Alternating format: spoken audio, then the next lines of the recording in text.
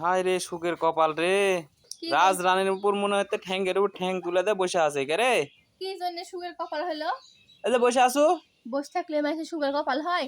এত কাজ টাজ করে রান্না টান্না করে খাওয়ায় কি বলে একটু বসনু তাই আমার সুখের কপাল হয়ে গেল। হ্যাঁ, কোনটা কাজ কাম করেছো?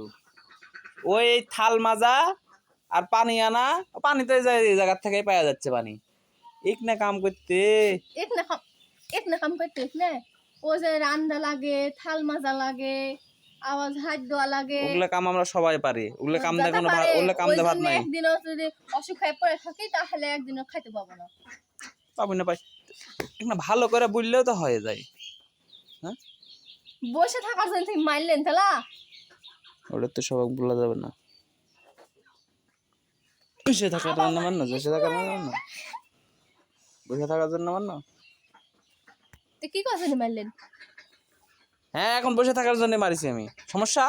আর কথা বলে মার খাইতে পারবো না, তুমি তো তোমার মন তুমি চলে যাও। এ বাপ রে, কি সুন্দর ভাবে বসে আছে চেয়ারে। দুধে মারলো। আমারও না। ধন্যবাদ।